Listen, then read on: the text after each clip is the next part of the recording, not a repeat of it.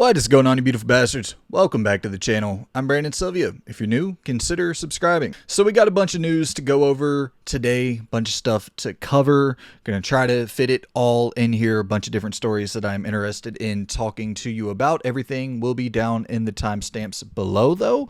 But the first thing I want to dive into is this PlayStation 5 price hike that broke a couple days ago and it caught the world by storm. People were losing their collective minds at the idea of a console that was already damn near impossible to come across was going to now likely be just as difficult to get your hands on and even more expensive. I got this news article here pulled up from videogameschronicle.com. It says Sony has announced that the PlayStation 5 will see a price increase of up to 12.5% in numerous countries. Effective immediately, the price of both PlayStation 5 Standard and Digital Edition will be raised in Europe, Australia, and parts of Asia and North America. However, there will be no price increase in the United States. Sony says the price increase is due to high global inflation rates. And then it has the price breakdown, the, increased price for Europe, UK, Japan, China, Australia, Mexico, Canada. It's, like if you're looking at it objectively, it's not the craziest of price increases here, but it's just that same sentiment that you hear thrown around quite a bit is that if you give an inch, they take a mile. And that's the worry with all of these corporations. You give an inch, they take a mile. And we're in an era here with PlayStation, with Sony, the Jim Ryan era.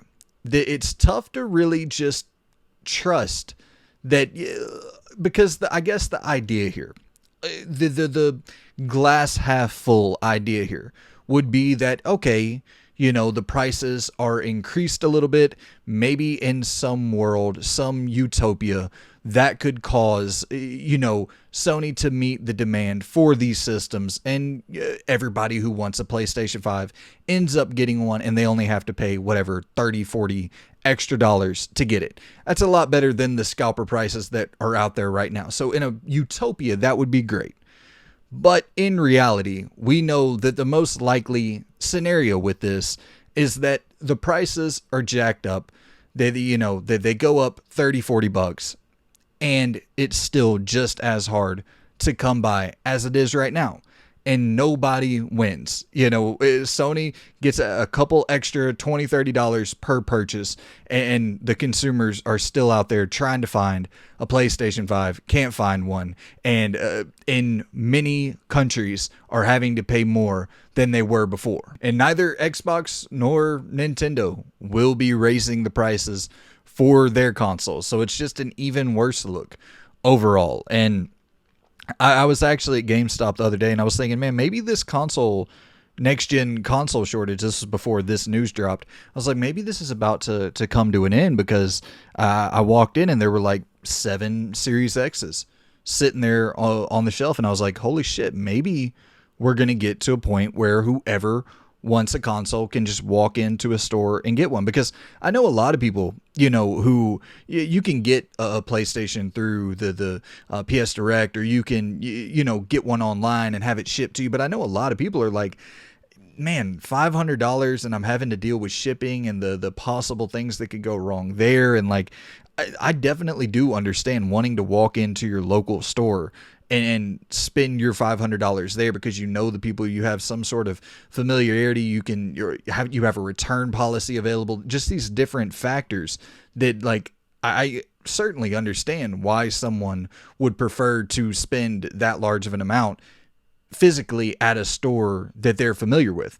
And so I saw these Series X's on the shelf, and that was the first time that I had seen a next-gen console. Maybe I'd seen like 1 or 2 Series X's before, but that was the first time I had seen that amount of next-gen consoles available. So I was starting to get optimistic, and then this shit hits, and it's like, damn, man, it's just not a good look for PlayStation. It's not a good look for Sony, and this, like we were talking about, man, it's starting to mount up to becoming a bigger overall issue. You're looking at the $70 games. They were one of the first companies to implement that.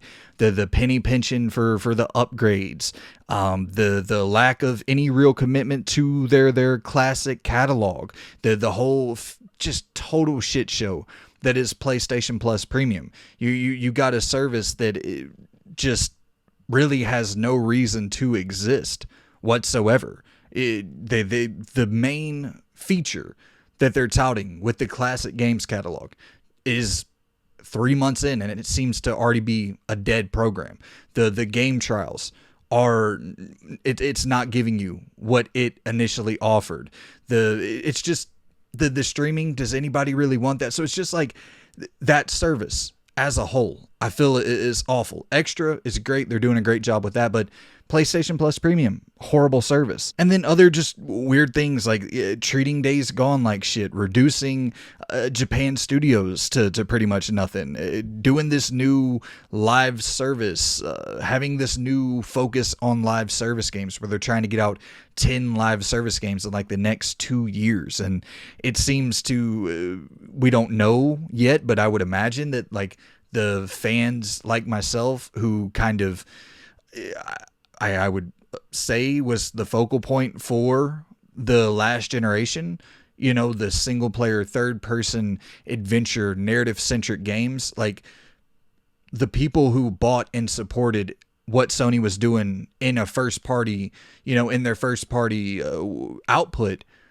it seems like that audience is kind of being pushed to the outskirts in favor of this, you know, attempt at wanting to get that Fortnite money. And, you know, I understand there's just crazy money to be made there, but it's just once again another example of this being a new era. And I don't think that this price hike would have happened, you know, under Sean Layden or under Andrew House. Like it's a different generation. It's a different era for PlayStation, and things are not looking up. I don't think it takes the wisest person in the world to predict that, and I'm not overly optimistic for where things are going. And I'm, you know, it's this constant thing too, where you see with Xbox 360, they had a great generation.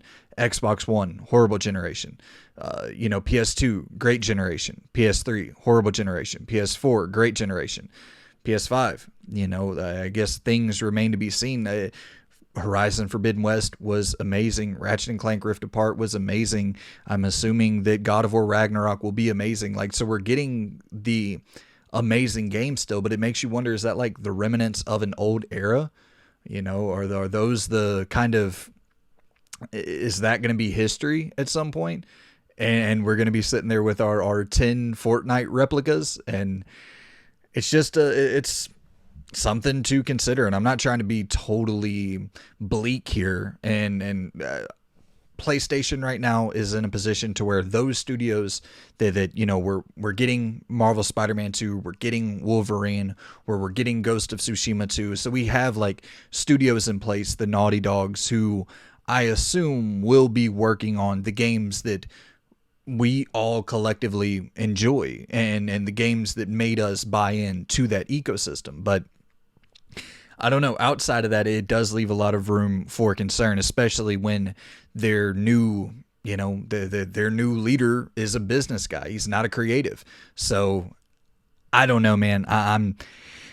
You're looking at Xbox and what they're doing with Game Pass, and this totally, you know, obviously it's some form of snake oil that you're buying into, just with any of these companies. They're giving you snake oil. You know, they are all snake oil salesmen. But it still looks on paper to be so much more consumer friendly. All these games that we're building with our first party studios, you're getting them day and date on this platform that you pay $15 for. You pay $15 to access Game Pass, and you can get everything. Everything that they build in-house, first party, you're getting. That just, the only thing that has to happen now is you have to actually get the games.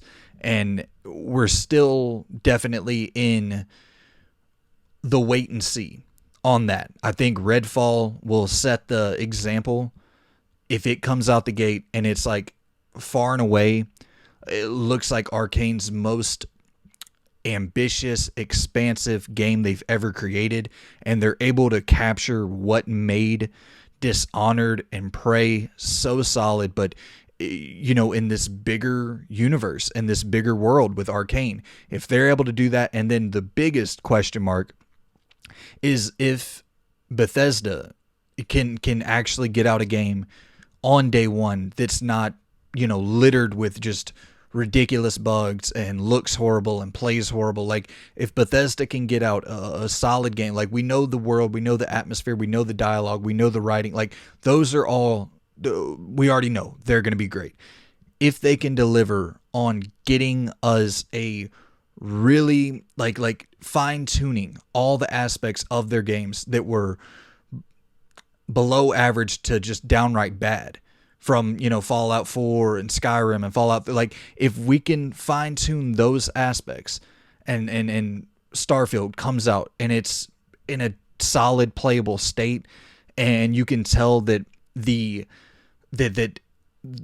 Xbox and Microsoft money was there backing them, pushing that along and getting out a better product to consumers, and they can get that Redfall for $15, and then those other studios can start kind of, churning out content on a more regular basis, and you can end up getting, 4, 5, 6 games each year from their first party studios. It's like, it becomes really tantalizing to just go, okay, I'm going to go pick up a $300 Series S that is in stock everywhere. Or like with Best Buy right now, I can go to my phone, add to cart a Series X right now. The Series X consoles have been in stock, at least on the app, for Best Buy in my area for the last, I don't even know, 5-6 months. And on the other end, we have a company that, sure, last generation, best games on the market, in my opinion, by a pretty long shot. But you can't get their damn system unless you're just going to sit around, wait online for, or you can get it through like the whatever they call it, the PS Direct, but you can't just go to your Best Buy app, buy one, pick it up locally, you go and grab it, or Walmart. Like, you're sitting there having to wait for updates still. That's still plaguing the PlayStation 5. And now, to throw a wrench in it, if you live in any of those countries we just listed off, you're going to pay an extra $30-$40. It's like, that just blows. All right, next up, let's talk about the Resident Evil series being canceled by Netflix after one season, which is, I once again, I don't think it would have taken Nostradamus to predict that this was very, very likely. This is an article coming to us from Deadline. It says, exclusive, Netflix has opted not to order a second season of Resident Evil.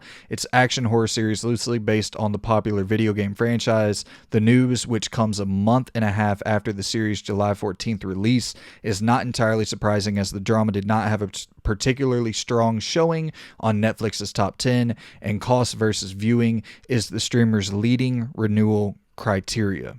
Running partly in the shadow of mega-genre hit Stranger Things, which was released within the same time frame, Resident Evil debuted at number 2 with an okay 72.7 million hours viewed, but it did not deliver the big week 2 bump one would like to see for a new series, as word of mouth spreads, raking in 73.3 million hours viewed in its second week for a number 3 finish, before dropping precipitously, I believe is how you say that, and falling out of the top 10 after only 3 weeks. The latest Resident Evil incarnation also logged an underwhelming 55% from critics on Rotten Tomatoes and a 27% audience score. So, Resident Evil, the Netflix series, is not coming back. And like I said, don't think, I'm pretty sure most of us expected that. It just wasn't good. It wasn't that great. And I actually kind of got into it, finished the whole thing. It was objectively bad. Like, I watched through it and I was like, yeah, this isn't good, but I am I've watched all the Mila Jokovic Resident Evil movies, so I'm a-okay with not great Resident Evil content. I've played through some bad Resident Evil games, and I'm just such a fan of everything that that franchise has to offer that I want to see all of it in its full form and try to get the full picture for what they're doing with the lore, how they're trying to continue or extend the plot in any sort of meaningful way. And they just really didn't with this show. I thought some performances were solid, and I thought certain story arcs were somewhat interesting, but I guess spoilers, I don't think many people really give a shit, but I was kind of curious to see how they brought Ada into the fold, as that was kind of the big ending of the Netflix show, is that it seemed like they were going to be bringing Ada into the next season, and that would make me think, ties to Leon at some point, as those two are, they've been tied together throughout the entire franchise. You can't really have one without the other.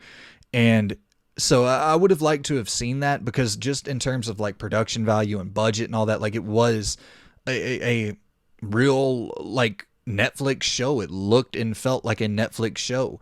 It just had ridiculous writing and terrible pacing issues, terrible tone issues, not really understanding what it was. It felt like it didn't really understand what it was trying to be. Like it wanted to be a teen sort of horror, just campy show, and then at other times it felt like it was trying to be like real dark, real serious, and go for like some real shocking moments, and it was jarring to try to keep up with. But it's just so bizarre to me that you're looking at this story and you're looking at this franchise, and the story writes itself. You do a season 1 and you adapt Resident Evil 1 with flashbacks to RE0. You do a season 2 and you tell the story of RE2 and RE3 simultaneously, swapping, in and out of the different characters. You go from Claire to Leon, or maybe you have Claire and Leon's thing, those episodes contained to, well, no, you'd probably need to split them up, but you have a Leon story, you have a Claire story, and then you have a Jill story, and you're swapping out, you tell the Leon and Claire stories kind of closer together, and then you tell the Jill story on its own. And then you go into season 3 and you have RE4. You can probably do a full season out of RE4, the backstory there, the backstory of Ashley, how all this came to be. Like, there's a lot of different story details that you can put into a series that you really didn't get with all these games, so you can definitely stretch it out for a full season. And then you go into, if you keep going, you get RE5 and RE6, you can kind of right some of the wrongs there. Like, it's not that those stories in general are just totally inconsequential to the main plot line for Resident Evil. There's actually, Resident Evil 5 in particular has one of the biggest moments for a villain arc in Resident Evil history. And then you go into RE6 and it's kind of like, I would love to see, after this long buildup from RE0, RE1, RE2, RE3, RE4, RE5, and you see this culmination moment where these characters for the first time come together all in one universe. And like, that moment on the show where Leon and Chris run into each other for the first time, like, those could be some epic moments if you plotted it out correctly, took your time, paced it well, and built up to these big moments. You could actually kind of right a lot of those wrongs that RE5 and RE6 created. And then, when you go into RE7, RE8, like, you can have the Winter Saga if you want to keep pushing along. Like, there's a good story there to tell. You don't have to you don't have to take these huge creative leaps trying to create your own version of something that's already there and something that's already foundationally it's built. You know what I mean? Like, it has a solid foundation. I'm not saying that Resident Evil is a masterclass in storytelling, but it's not necessarily horrible. You know what I mean? It had horrible performances at the beginning, but the overall storyline is not bad by really, I mean, there's corny bits of writing and shit, sure, but like the basis for the storyline is pretty solid, albeit somewhat standard, but pretty solid. And when you have a built-in fan base of whatever, I mean, at this point, 50 million or so Resident Evil fans out there who would be willing, because I mean, look, if you look at this, what did it say here? It came in at number Resident Evil, the Netflix show that everybody critically panned, came in number 2 with an okay 72.7 million hours viewed. Like, that's a good amount of viewership. Just imagine, even when you're looking at the Resident Evil movies with Mila Jovovich, they got like, what, 7 of those? The Raccoon City, Welcome to Raccoon City, I think it did okay number, sales wise or box office wise. Yeah, it was only a $25 million budget. I just pulled it up here. It says it ended up grossing 41.8 million worldwide with a budget of 25 million, which I know that's not a huge success, all things considered, but it made money technically. And when you're looking at the critical reception for that movie, I don't think if Resident Evil, if that name was attached to it, I damn sure don't think it would have been making any money. That name value does carry weight, and the fans for Resident Evil are hardcore fans, man.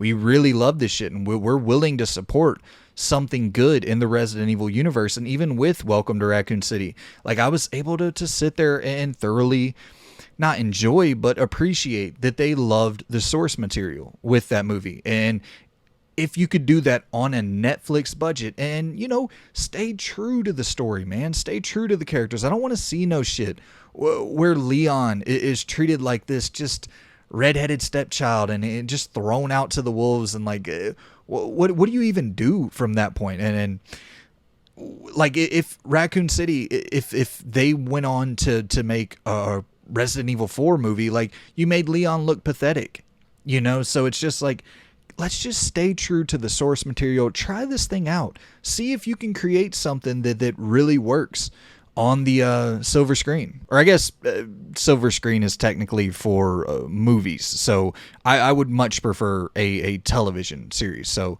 yeah, I guess not the silver screen, but you guys know what I meant. All right, guys, we're already going pretty long here, so I'm going to wrap this up. I'm going to talk about the top 10 games from the Future Game Show, my top 10 favorites that were shown off at the Future Game Show. Watched the whole thing. I thought the showcase was actually pretty damn good. I know a lot of people gave it flack for not having really anything in the AAA department, which it didn't have much, but a lot of good indies, a lot of good AA games shown off here, some hidden gems that I think you should, try to keep your eye on here. I'm going to go through my 10 favorites that were shown off at the showcase, and we will wrap the show up.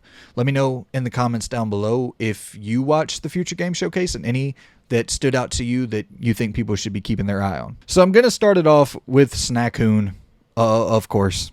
This is that budget Stray looking title where you're running around as a raccoon, jumping in trash bins and then trying to make your way in this world as a raccoon. It has like a, much smaller scale than Stray, a much smaller budget than Stray. The art style is definitely a lot more simplistic. Your raccoon is not, having these hyper realistic fur physics or whatever. Not that Stray even really did either. Stray was, in that AA realm. This seems to be more in the indie realm for sure, but it's definitely taking inspiration from Stray, but getting to play as a raccoon. I just thought it looked cute. Definitely one to shout out. And let me be clear, these are not my top 10 in order. These are just kind of the top 10, that in the order that they were shown off, that I was like, hey, these games look pretty cool. So the second one I'm going to shout out here is one that we had already seen before, and it is The Last Case of Benedict Fox.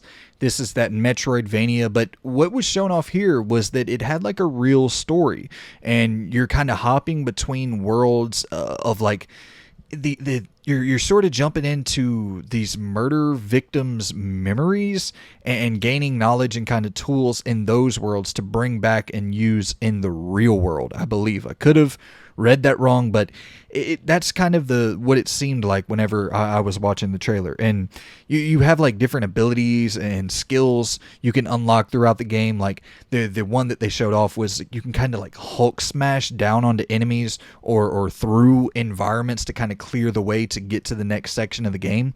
It looked pretty solid, man. And this was kind of the most in-depth look at the last case of Benedict Fox that we saw. So I wouldn't usually include it in here because I would like to, highlight games that were brand new or that I saw for the first time that I wasn't aware of. But I think a lot of the details here I really wasn't aware of until I saw them. So yeah, man, it's coming spring 2023. It's a Game Pass day one drop. So that is where I will be playing that. And then we got Gloomwood.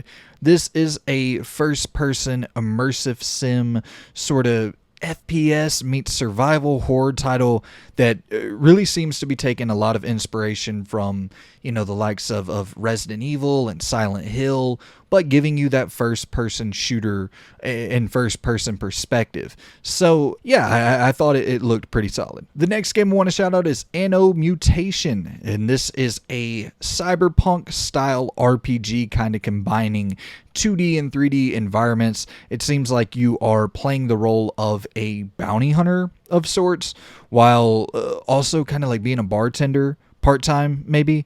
It seems to have like a decent variety with character interaction and shit, and then you're going off into these more hack and slash style battles. So yeah, Anno Mutation looks damn good.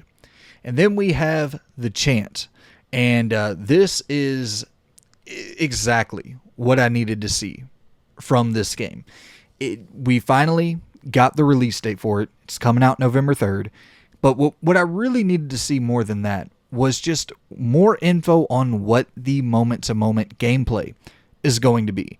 And you're like using these 3 different tools to fight enemies and solve problems. It's like mind, body, and spirit.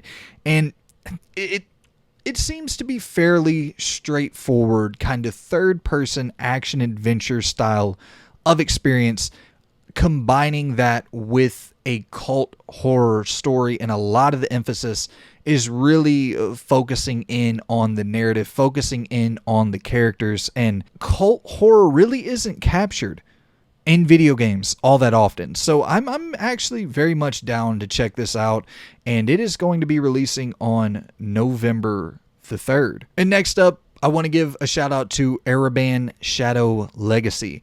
This is another one that was shown off at the Xbox showcase, and it's that Origami Tenchu inspired title, but similar with Benedict Fox. We didn't get a ton.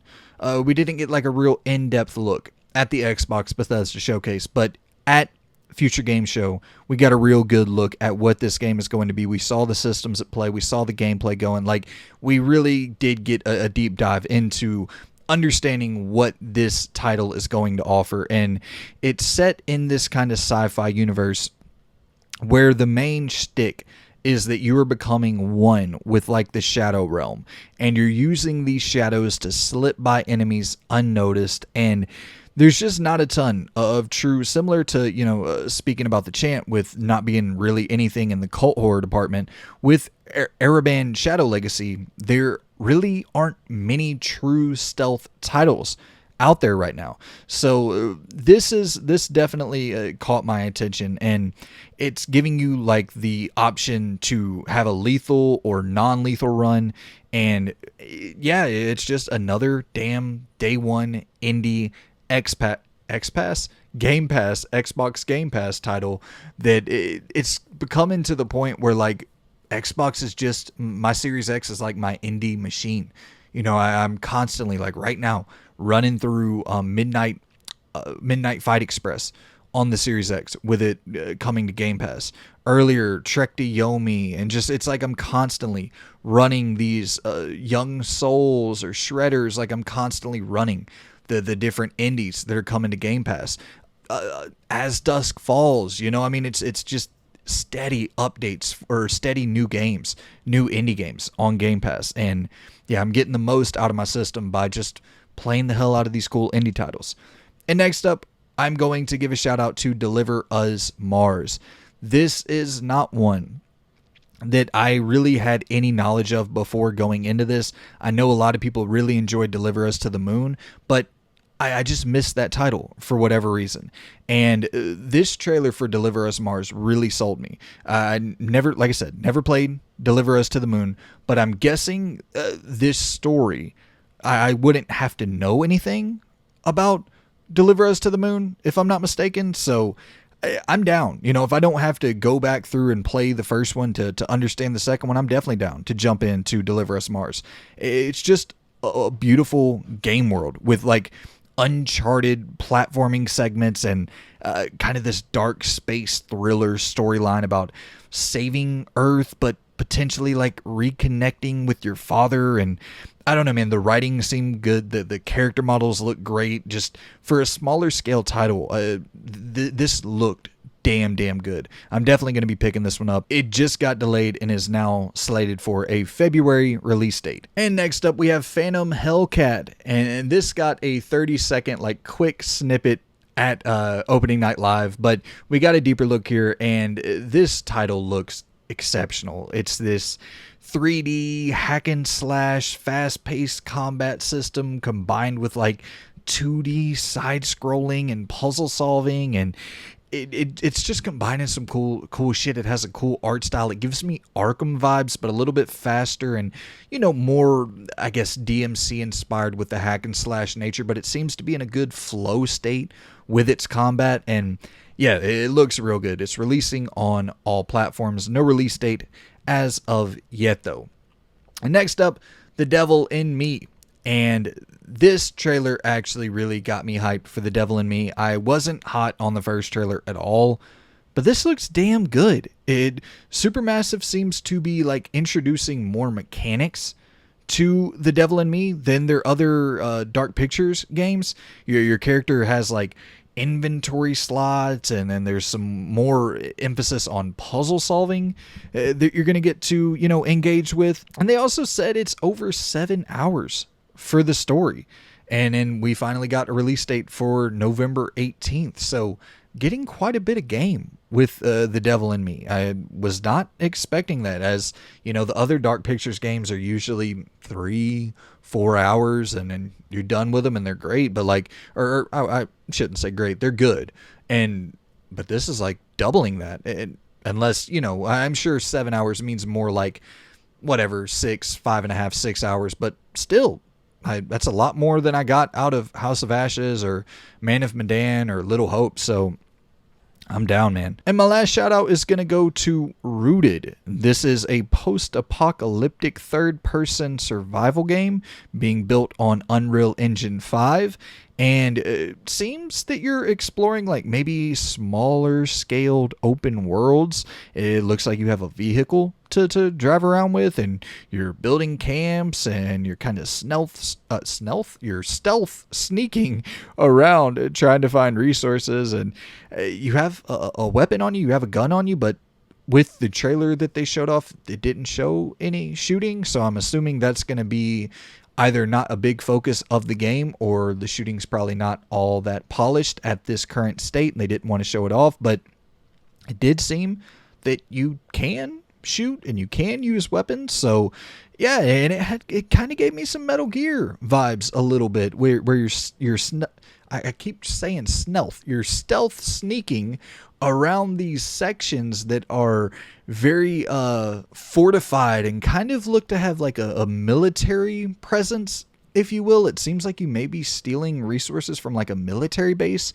or something, that I'm assuming they might be the bad guys who were the cause for this post-apocalyptic world that you're living in. Or so, I'm just kind of speculating there, but yeah, you're sneaking around this fortified kind of darker area, and these drones are out looking for you, and it kind of has the, you know, the cone vision scouting for you. And I don't know. I'm very interested in seeing more on this. As of right now, it's saying that it's probably, or it's not saying that it's probably, it's saying it's only coming to Steam. So I'm assuming that it'll probably come to Steam at first, and you know, PC at first, and then if it does well there, then it will come to consoles later. That's usually how these things go. But this looks like a you know, a lot of potential here with Rooted. So that is the show for today, guys. I appreciate you all tuning in. Let me know down below any of your thoughts on any of the topics discussed on today's show. Went a little bit long, kind of rambled a lot there about the PlayStation 5 price hack. Jesus Christ, I can't speak. The PlayStation 5 price hike and the Resident Evil Netflix cancellation, but somewhat passionate about both of those discussions there. So kind of gotta let it fly when it needs to fly. So we're letting it fly. I don't know, man. I'm about to hop back into Saints Row. I put about 4 hours into it so far. I don't really want to state my opinion on the game just yet. I want to at least put about 20 hours into it. I'll come in here and make a video on it. I will say I do have the patches. I have the updates. Not horrible. Like, not as bad as whatever 58 or whatever that it is on Metacritic. I don't know. Well, we'll see. We'll see. I'm going to try to put about 20 hours into that, try to get a little bit more completed up on Midnight Fight Express, and I will come in here and let you guys know what I think about what I'm playing. Finished up Roller Drone. We'll talk about that. We'll talk about all that shit sometime within the next week or so. So stay tuned, stay subscribed, and I will see you guys soon. Appreciate you for watching. See you soon. Goodbye.